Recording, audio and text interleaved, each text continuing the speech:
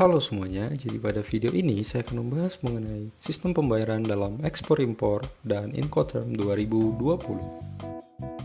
Apa sih yang dimaksud dengan sistem pembayaran? Nah, jadi sistem pembayaran adalah suatu pembayaran yang dilakukan oleh pihak terkait dalam sebuah perdagangan sesuai dengan kesepakatan yang telah dibuat. Nah, dalam sebuah perdagangan ekspor-impor, terdapat beberapa cara pembayaran internasional yang dapat digunakan, yaitu seperti barter, advance payment, open account, down payment, documentary collection, dan letter of credit. Yang pertama adalah barter. Barter merupakan proses pertukaran barang dengan barang yang maksudnya adalah barang yang dikirim ke luar negeri akan ditukarkan dengan barang yang dibutuhkan di dalam negeri. Terdapat beberapa jenis barter, yaitu direct barter, switch barter, counter purchase, dan buyback barter. 2. Advance payment. Jenis pembayaran ini mengharuskan importir untuk melakukan pembayaran terlebih dahulu sebelum barang dikirim oleh eksportir. Pembayaran ini sangat berisiko bagi importir, karena bisa saja barang tidak sesuai dan eksportir tidak pernah mengirimkan barang. Kriteria dari advance payment adalah jumlah barang dan nilai yang relatif kecil, importir sudah memiliki kepercayaan kepada eksportir, dan importir sangat membutuhkan barangnya. Metode pembayaran advance payment dapat dilakukan dengan menggunakan cek, telegraphic transfer antar bank, dan PayPal. 3. Open account. Jenis pembayaran ini merupakan kebalikan dari advance payment, yaitu importir akan melakukan pembayaran setelah barang dikirimkan oleh eksportir. Kriteria dari open account adalah eksportir sudah memiliki kepercayaan kepada importir, eksportir memiliki dana lebih, dan eksportir memiliki stok yang lebih. Metode pembayaran open account dapat dilakukan dengan menggunakan cek, telegraphic transfer antar bank, dan PayPal. 4. Down payment. Jenis pembayaran ini mengharuskan importir untuk membayar sebagian uang sebagai uang muka pada awal kontrak dan sisanya akan dibayarkan setelah barang diterima. Besaran uang muka sangat bervariasi, mulai dari 30%, 50%, atau sesuai kesepakatan. Pada jenis pembayaran ini, kedua pihak mendapat resiko, yaitu eksportir tidak akan menerima pelunasan dan importir mendapat resiko barangnya tidak akan dikirim. Metode pembayaran down payment dapat dilakukan dengan menggunakan cek, telegraphic transfer antar bank, dan PayPal. 5. Documentary collection. Pada jenis pembayaran ini, eksportir menggunakan jasa bank untuk menyerahkan dokumen ekspor-impor sekaligus menagih pembayaran kepada importir. Bank importir akan menyerahkan dokumen dengan syarat: 1. Importir sudah membayar barang yang dimaksud. 2. Importir sudah menyetujui wesel yang bersangkutan. 6. Letter of credit atau LC. Pada pembayaran ini, bank yang telah ditunjuk oleh importir akan menerbitkan surat jaminan pembayaran kepada eksportir dengan syarat eksportir sudah memenuhi syarat-syarat yang ada dalam surat tersebut. Dalam transaksi LC, pihak terkait harus berpedoman pada aturan yang disebut dengan UCPDC atau Uniform Custom of Practice for Documentary Credit. Aturan tersebut diterbitkan oleh ICC atau International Chamber of Commerce. Cara pembayaran LC biasa dilakukan jika tidak memiliki kepercayaan antara kedua belah pihak, kedua belah pihak memerlukan pembiayaan dari bank, dan pemerintah salah satu atau mungkin kedua pihak mewajibkan untuk menggunakan LC. Terdapat dua cara pembayaran lainnya. 1.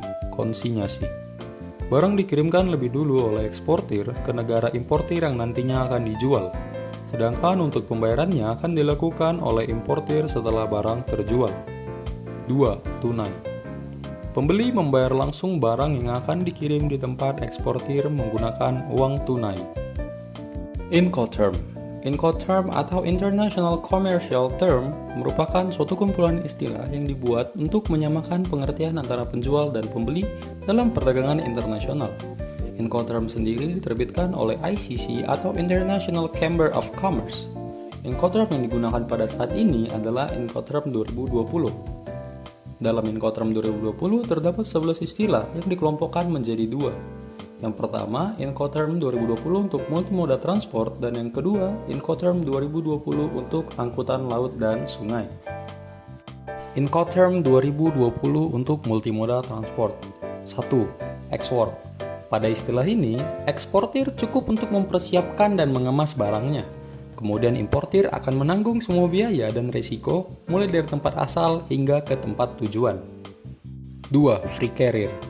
Pada istilah ini, pihak penjual hanya bertanggung jawab untuk mengurus izin ekspor dan menyerahkan barang ke pihak pengangkut di tempat yang telah ditentukan.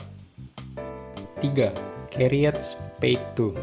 Pada istilah ini, penjual menanggung biaya pengangkutan hingga barang tiba di negara tujuan dan belum dibongkar. 4. Carriage and insurance paid to. Sama seperti carriage paid to, akan tetapi jika menggunakan istilah ini, pihak penjual wajib untuk membayar premi asuransi pengangkutan terhadap barang yang akan dikirim. 5. Deliver at place unloaded. Pada istilah ini, penjual memiliki tanggung jawab hingga barang sampai di tempat penimbunan barang pada saat barang tiba di negara importir. Pada istilah ini akan terjadi peralihan tanggung jawab pada saat barang di-unloading dari moda transportasi, tetapi tidak disebutkan secara spesifik titik peralihan tanggung jawabnya. 6. Deliver at place. Istilah ini hampir mirip dengan deliver at place unloaded. Namun pada istilah ini peralihan tanggung jawabnya tidak dibatasi hanya pada terminal, tetapi diperbolehkan selain dari terminal. 7. Deliver duty paid. Istilah ini adalah kebalikan dari export, di mana penjual bertanggung jawab untuk mengirimkan barang hingga ke tempat tujuan akhir, termasuk biaya asuransi, biaya masuk, pajak impor, cukai, dan biaya lain yang mungkin ada. Incoterm 2020 untuk angkutan laut dan sungai. 1. Free alongside ship. Pada istilah ini, penjual bertanggung jawab untuk mengirimkan barang hingga barang berada di samping kapal pada pelabuhan muat dan kondisi barang siap untuk dimuat ke atas kapal. 2. Free on board. Pada istilah ini, penjual bertanggung jawab untuk mengirimkan barang hingga barang dimuat ke atas kapal pada pelabuhan muat, termasuk mengurus izin ekspor, custom clearance, dan formalitas ekspor lainnya. 3. Cost and freight. Pada istilah ini, penjual wajib mengirimkan barang dan menanggung biaya pengapalan hingga kapal yang memuat barang tiba di pelabuhan tujuan. 4. Cost insurance freight. Istilah ini mirip dengan cost and freight, yaitu penjual mengirimkan barang hingga di pelabuhan tujuan. Namun, terdapat tambahan kewajiban untuk penjual, yaitu wajib membayar premi asuransi pengangkutan terhadap barang yang dikapalkan. Incoterm yang populer dalam praktek ekspor-impor. 1. Free on board. Dalam persyaratan penyerahan barang dengan istilah ini, eksportir wajib menanggung segala biaya dan resiko terhadap pengiriman barang, mulai dari tempat eksportir hingga ke atas kapal di pelabuhan muat. Setelah kapal berangkat, biaya dan resiko pengiriman barang hingga di tempat importir menjadi tanggung jawab importir. 2. Cost and freight. Dalam persyaratan penyerahan barang dengan istilah ini, eksportir wajib untuk menanggung segala biaya terhadap pengiriman barang mulai dari tempat eksportir hingga pelabuhan tujuan. Setelah itu, biaya dan resiko pengiriman barang dari pelabuhan tujuan sampai di tempat importir akan menjadi tanggung jawab importir. 3. Cost insurance freight.